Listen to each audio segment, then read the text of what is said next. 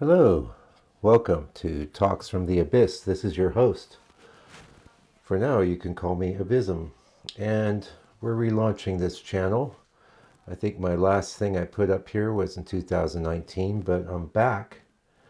And what do we do here? We do music. And I've been reticent about promoting my music because what I've learned, what I found out is these days people just want to hear the story before they are interested in the music. And this is probably because so many people can put music out now, right? So what we're going to do is just start telling you my story. I've got lots of ideas about how to do that. At the end of the video, I'm going to give you a song every single video.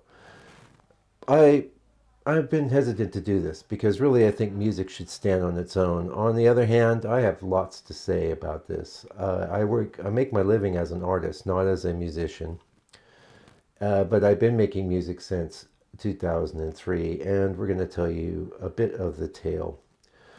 Back in, I think it was, I want to say 2001 or so, I had a computer made for me. And the company called me and it said, hey, you want a sound card put into this? And I'm like, not knowing there was one already on the motherboard.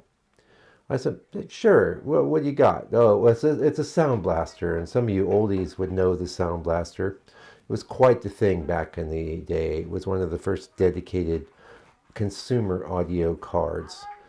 And so I got the computer, started working with it, and poking around on some of the installation discs and the computer itself, I noticed that there was a little synthesizer, which you could play with the keyboard, not a music keyboard, like a typing keyboard.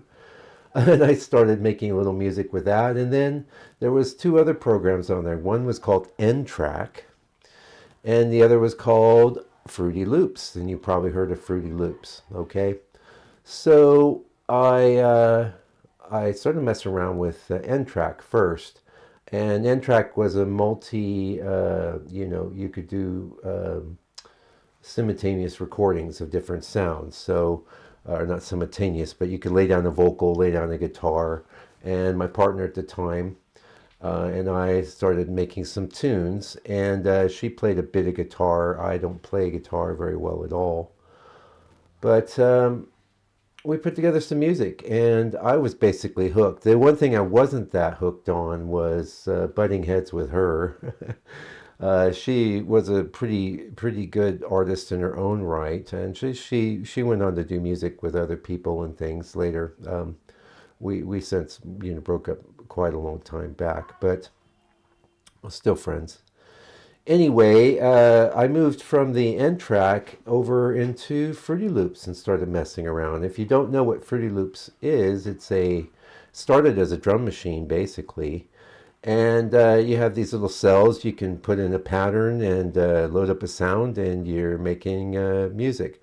Also, it would load up VSTs. If you don't know, a VST is a virtual music instrument, and back in the day, there was also something called SoundFonts, and that's really dating. I'm an old dragon, is what I am.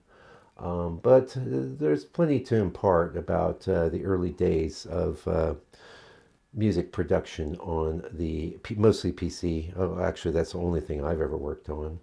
But many of the programs I've worked with were compatible either way, so that doesn't really matter too much.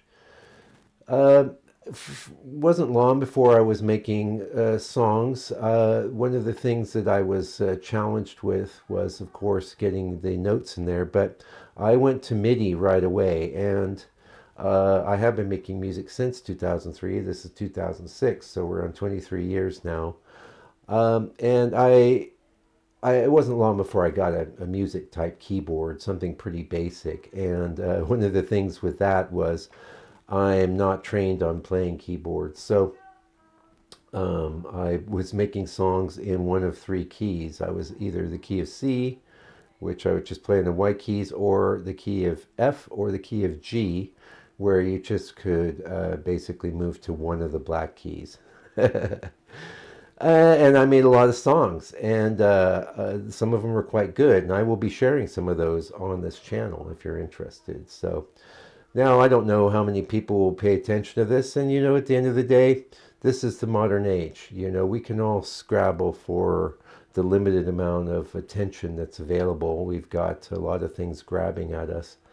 But this is my grab in a sense, and either way, even if only one or two of you tune in, I think it'll be worth your while. Yeah.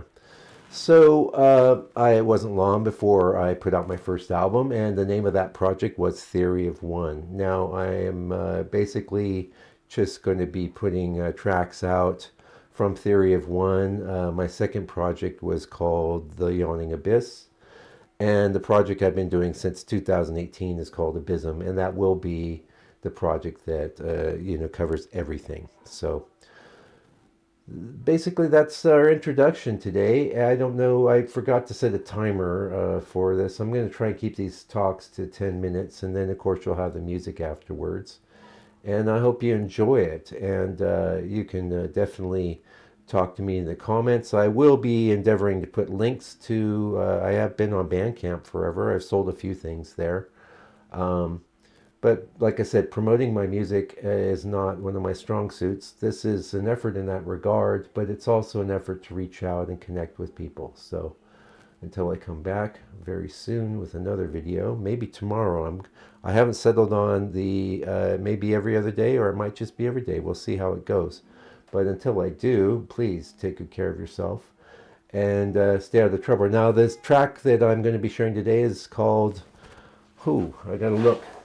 I've got so much music. I've got 26 albums, and then there's a bunch of things that never even made it onto an album. I was listening to it on the way into my studio today. The track I'm sharing with today is called You're Getting What You Want, and I hope you enjoy it.